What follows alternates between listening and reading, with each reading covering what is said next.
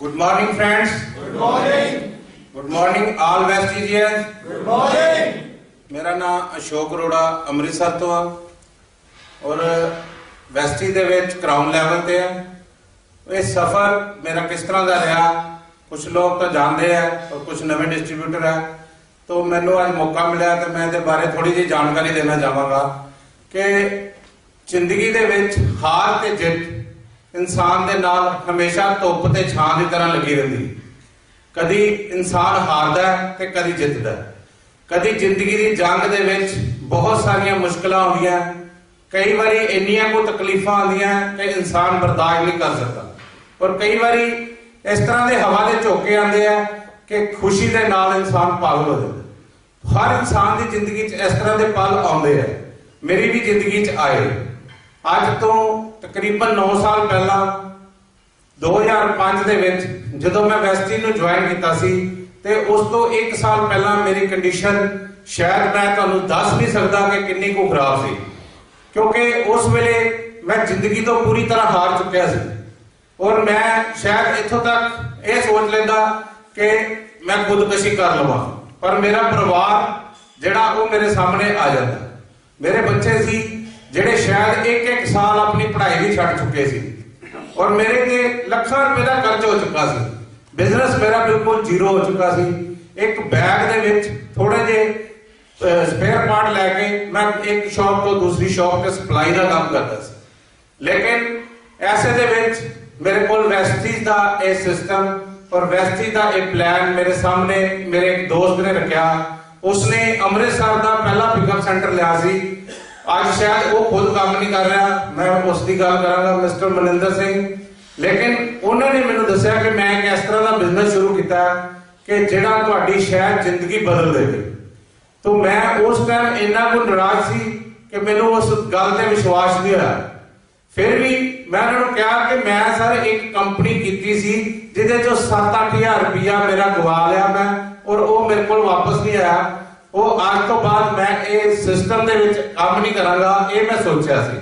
लेकिन उन्होंने कहा कि एक इस तरह की कंपनी है जिहड़ी तुहानूं निराश नहीं करेगी, ये प्रोडक्ट सेलिंग है, इहदे च कोई इन्वेस्टमेंट नहीं है।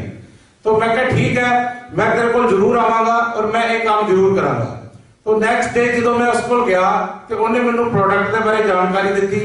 तो मैं वैस्टी दे विच ज्वाइनिंग अपनी पाई और 2 प्रोडक्ट जिहड़े उन्हें मैनू दिते, एक स्पायरुलिना एक नोनी। मेरे को शायद उस वेले ओहदे भी पैसे नहीं सी, क्योंकि वो मेरा दोस्त सी और मैनू बचपन तो जानता सी। वो जानता सी मेरी जिंदगी के जिहड़े उतार चढ़ाव मैं देखे, करोड़ों रुपए तो जीरो ते किस तरह आया और करजाई किस तरह आया, सारा कुछ जानता सी। उन्हें पहले 2 प्रोडक्ट मैनू उधार दिते और उन्होंने कहा कि तुसीं शुरू करो, मैं तुहाडी जिन्नी सपोर्ट हो सकेगी करांगा। वो मेरा अपलाइन वो 2 प्रोडक्ट लैके मैं उन्होंने को मार्केट च गया जिथे मैं स्पेयर पार्ट वेचता सी। उन्होंने मैं वो कैप्सूल खोल के स्पायरुलिना 15 या 10 नोनी, किसी को 15 किसी को 20, इस तरह मैं वो 2 बॉटल एक दिन सेल कर दिया, क्योंकि मेरा काम ही सेल का। तो इस चीज ने मैंने एक कॉन्फिडेंस दिता कि लोग इस चीज को खरीद सकते हैं, क्योंकि मैं उसके बारे थोड़ी जी जानकारी 4 प्रोडक्ट गाइड आती सी जिहदे च स्पायरुलिना का एक चार्ट बनया हुआ है, शायद तुसीं भी सारे जानते हो। तो उहदे विच लिखिया सी कि किन्ने कैप्सूल खाण नाल किन्ने विटामिन्स मिलते हैं। वो सारी लिस्ट मैं नाल लैके गया सी और हर एक अपने डिस्ट्रीब्यूटर दुकानदार को जिन्होंने मैं कैप्सूल दिते उन्होंने दस्या कि इहदे च इन्नी ताकत है, 550 सेब या 56 गिलास गां के दुध के बराबर बीटा कैरोटीन है वगैरह वगैरह। तो उन्होंने मेरे ते विश्वास किया, क्योंकि मैं उन्होंने ऑलरेडी डीलिंग कर रहा सी। जो उन्होंने प्रोडक्ट यूज किए, नैक्सट वीक मेरी विजिट होती सी वीकली। फिर मैं दोबारा उन्होंने को समान लैके गया और किसी ने 1 बॉटल मंगवाई, किसी ने 2 मंगवाइया और उहदे नाल मेरा कॉन्फिडेंस जिहड़ा वो बिल्ड होना शुरू हो गया। फिर मैं कुछ प्रोडक्ट आप भी यूज करके देखे, क्योंकि उस टाइम पे जो मेरी हालत सी, मैनू भी बहुत सारिया प्रॉब्लम सी, खास करके टेंशन जिन्होंने कहते चिंता जी कई बीमारियों की जड़ होती है। तो उस टाइम मैं बहुत सारिया इहो जिहियां समस्यावां तो गुजर रहा सी। कई बार जिन्होंने इंसोमीनिया कह देंगे आप, नींद नहीं आती, इहो जी टेंशन च ना नींद आती सी, ना भुख लगती सी और ना ही कुछ अच्छा लगता सी। तो ये प्रोडक्ट यूज करने नाल मेरी लाइफ ते चेंज हुई, मेरी अपनी सेहत ते ठीक हुई, लेकिन नाल दी नाल मैनू एक बिजनेस का और एक सही दिशा का एक नजारा नजर आ गया कि ये एक एहो जी चीज है जिहदे नाल मैं कामयाब हो सकता। मेरा विजन क्लीयर हो गया कि एक इस तरह की कंपनी जिहड़ी तुहाडे नाल कोई धोखा नहीं कर रही, प्रोडक्ट दे रही है, ਉਹਦੇ पैसे ले रही है और कोई ज्वाइनिंग फीस नहीं, फ्री ऑफ कॉस्ट ज्वाइनिंग है।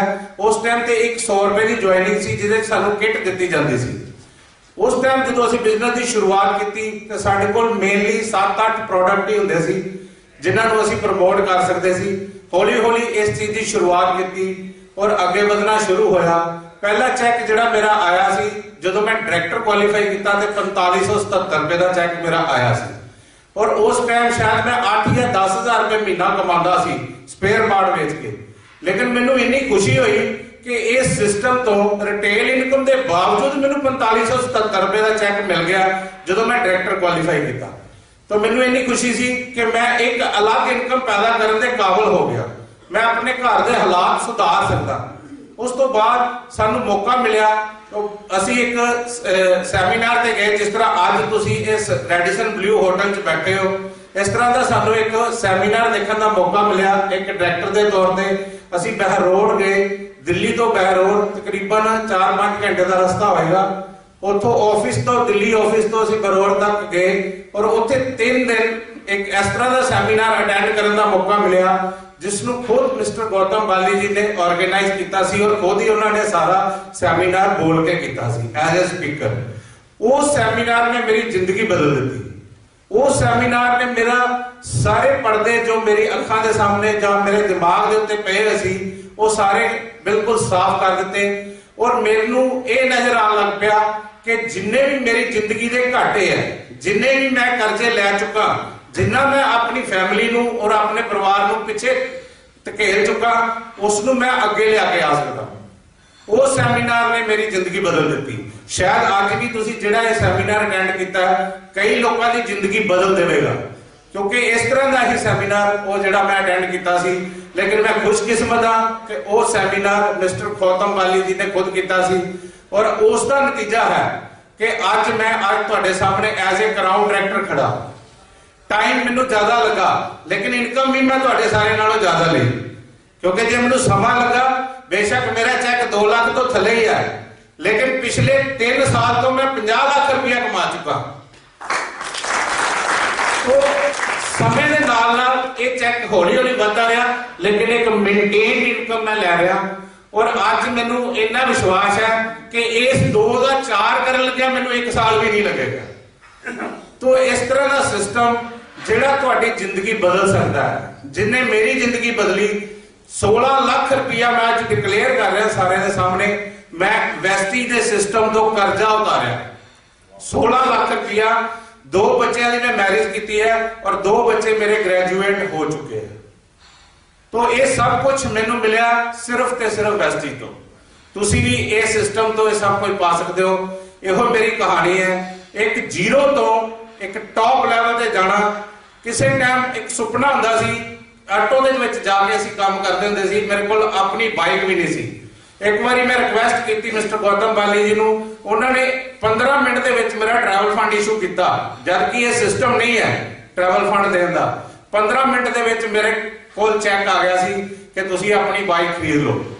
वो बाइक लैके उस बाइक नूं 67,000 किलोमीटर मैं चलाया और बिल्कुल छोटी जी बाइक सी प्लाटिना, और अज उस बाइक तो मेरे को एक फोक्सवैगन दी पोलो गड्डी थले खड़ी है।